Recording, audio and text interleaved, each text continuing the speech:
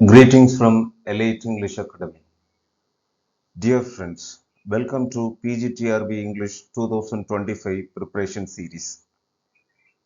இந்த வீடியோவில் last year unit 3 English literature from 1798 to 1850 இதில் என்னென்ன டாபிக்ஸ்லாம் இருந்தது, இப்போ என்னென்ன டாபிக்ஸ்லாம் புதுசாக இருக்குது, எந்த டாபிக்ஸில் கான்சென்ட்ரேட் பண்ணணும், போன வருஷம் கொஸ்டின்ஸ் என்ன மாதிரி இருந்து, இந்த வருஷம் எப்படி இருக்கலாம் அப்படிங்கிற ஸ்ட்ராட்டஜிஸை பார்க்கலாம்.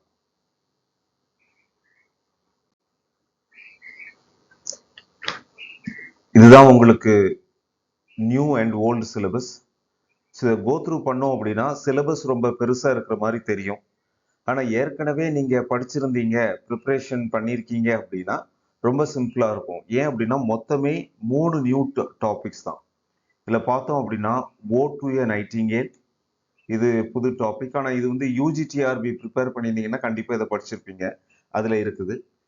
அடுத்து ஜேன் ஆஸ்டனோட சென்ஸ் அண்ட் சென்சிபிலிட்டி இருக்கு, இதுக்கு முன்னாடி எம்மா இருந்தது. ஃபைனலா ஷெல்லியோட Prometheus unbound, it is a lyrical drama. இந்த பர்டிகுலர் ஒர்க்கை உங்களுக்கு அண்டர்ஸ்டாண்ட் பண்றதுக்கு தான் கொஞ்சம் சேலஞ்சிங்காக இருக்கும். டிராமானாலுமே நீங்க லைன் பை லைன் நீங்க போக வேண்டியிருக்கும். இப்போ இந்த யூனிட்டை பொறுத்த வரைக்கும் 3 நியூ டாபிக் தான். அதுலேயும் ஒரு டாபிக் யூஜிடிஆர்பியில் உள்ள டாபிக். பெரும்பாலும் பிஜிடிஆர்பி ஆஸ்பிரன்ஸ் எல்லாருமே யூஜிடிஆர்பியும் எழுதியிருப்பீங்க. ஸோ அந்த அடிப்படையில் இந்த யூனிட்ல 2 ஒர்க் தான் ரொம்ப கான்சென்ட்ரேட் பண்ணணும். ஆனால் ரெண்டுமே வால்யூமினஸ் ஒர்க், இம்பார்ட்டன்ட் ஒர்க், நிறைய டீட்டெயில்ஸ் உள்ள ஒர்க்.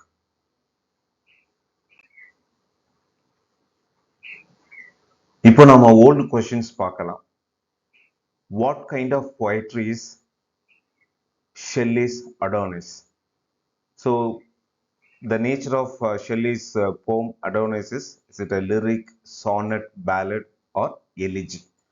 ஸோ இது பார்த்த உடனே தெரியும் ஏற்கனவே ஷெல்லி ஏன் இதை எழுதியிருப்பாரு அப்படின்னா, கீட்ஸோட டெத்தை அவருக்கு தெரிஞ்சதுக்கு அப்புறம் உடனே அவர் எழுதியிருப்பார். அதனால இது பாஸ்டோரல் எலிஜி அப்படிங்கிற ஒரு கேட்டகரியில வரும். 495 லைன்ஸ், 55 ஸ்பென்சீரியன் ஸ்டான்ஸா, இதுதான் அடிஷ்னல் இன்ஃபர்மேஷன். இதில் 1821ல கீட்ஸ் இறந்ததுக்கு அப்புறம் அவருக்கு அது தெரிஞ்ச உடனே அவர் எழுதிடுவார். இது எந்த ட்ரெடிஷன்ல எழுதியிருக்கு அப்படின்னா, ஜான் மில்டன் லிசிடஸ் எழுதியிருப்பார் அவருடைய ஃப்ரெண்ட் இறந்ததுக்கு. அதை பேஸ் பண்ணி இவரும் எழுதியிருக்கிறாரு. ஸோ ரொம்ப important work. Shelley's Adonis is a pastoral எலிஜி. Next question. Who among the following was almost a classicist in an age of romanticist? இந்த particular question higher order thinking skill. ஏன்னா Jane ஆஸ்டனோட என்ன work, அதுல என்ன character, theme என்னன்னு கேட்கல.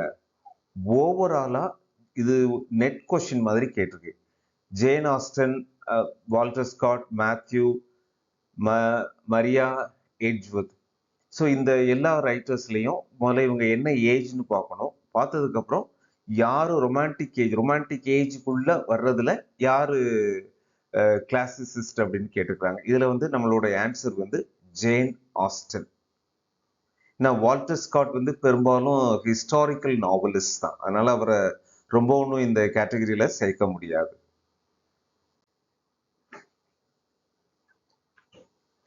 I am Heathcliff, Kathy cries in Wuthering Heights.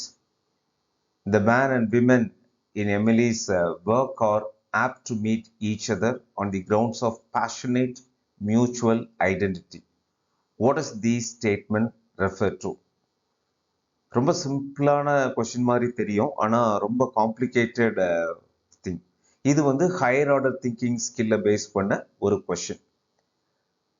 I am Heathcliff. So this is said by Kathy. Kathy cries in Wuthering Heights. So இதோட அந்த I am Heathcliff தான் textual code. ஒரு கொஸ்டினை பார்த்தோன்னா, the man and women in Emily's work are apt to meet each other on the grounds of passionate mutual identity. இந்த word mutual identity தான் இந்த கொஸ்டினுக்கான ஆன்சர்ல உள்ள key phrase. What does the statement refer to? Emily's characters appear to be gendered. So clear mutual identity அப்படின்னாலே individual ஜெண்டர்ங்கிறது அடிபட்டு போயிருது. So biased இது வந்து irrelevant answer. Partial அப்படிங்கிறத பற்றி இந்த ஸ்டேட்மெண்ட் பேசவே இல்லை. ஸோ genderless or sexless இதுதான் answer. Who represents the elevation of the destructive animus to the center of the structure of the novel Wuthering Heights?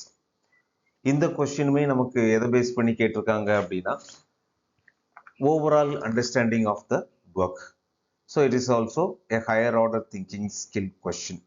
So it is B. Heathcliff. Heathcliff தான் இதுக்கு answer வரும். What is the impetus behind the story of Wuthering Heights? மூணாவது question from Wuthering Heights. இந்த கொஸ்டினுக்கு impetusங்கிற வேர்டுக்கு meaning தெரியலைன்னா answer பண்ணா தப்பா போயிடும். So what is impetus? Impetus means driving force, something that forces to do something. So to believe supernaturalism, to find friendship, to celebrate joy, to find the self as real. So மொத்தமாக பார்த்தோம் அப்படின்னா உதரிங் ஹைட்ஸே வந்து அந்த ரியாலிட்டியை தேடி போகிறது தான். So அப்போ வந்து இம்பீட்டஸ் அப்படிங்கிறது driving force. So what is the driving force behind all கேரக்டர்ஸ்னு பார்த்தோம் அப்படின்னா it is to find the self as real, option D. So இந்த கொஸ்டினுக்கு ஆன்சர் பண்ணுறதுக்கு நமக்கு overall and deeper understanding of the text வந்து ரெக்வயர்ட்.